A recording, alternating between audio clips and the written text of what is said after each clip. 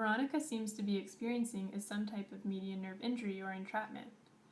While there are several types of median nerve compression and entrapment, today I'm just going to go over two of them. The rest you can find in my handout.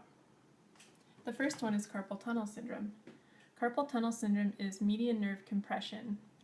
This can occur by repetition of muscles innervated by the median nerve, using awkward postures, vibration, pregnancy, and maybe even having a mass in the hand.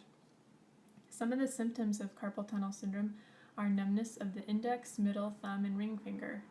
Also, a pins and needle feeling. Paresthesia can occur often at night. Weakness in the fingers and hand can also occur, along with a positive Fallon's and Tinel sign, which we will go over later.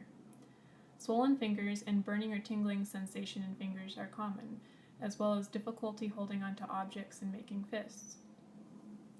Surgery is available for carpal tunnel syndrome, but some of the OT treatments can include massaging to loosen the tendons in the hands and the wrist, which is usually advanced practice, wearing a wrist splint in neutral, doing nerve gliding exercises, activity modification, ergonomics at workstations, resting hands more often during tasks, edema control, and even reintroduction of sensory information.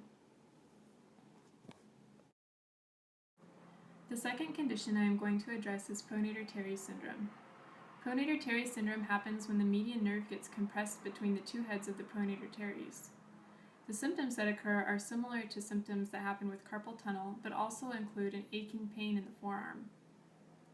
Some interventions for OT can include an elbow splint with a neutral forearm, avoiding repetition in supination and pronation, edema control, and nerve or tendon gliding exercises.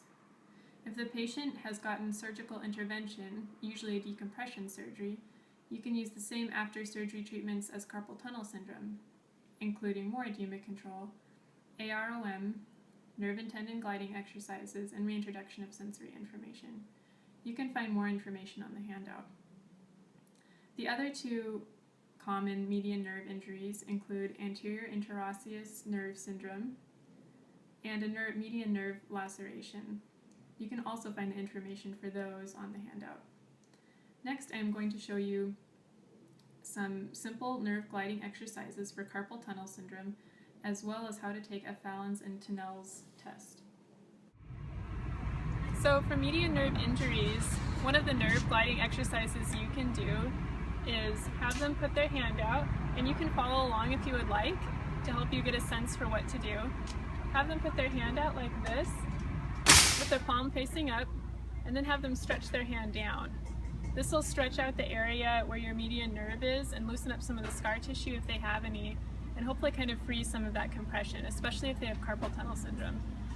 If they're not getting enough stretch like this, you can have them do it against a wall so they're stretched a little more, or you can have them bend their head to the side, which adds a little more stretch in here, or move their hand to the back. They can do this maybe 10 times, and then have them do it a few times a day just to keep the nerve a little more loose. There are two tests you can do to test for median nerve injury.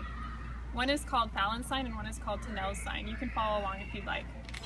For Fallon's sign, you'll have your patient press the dorsum of their hands against each other, fairly firmly, but not so much that it's causing pain for the patient.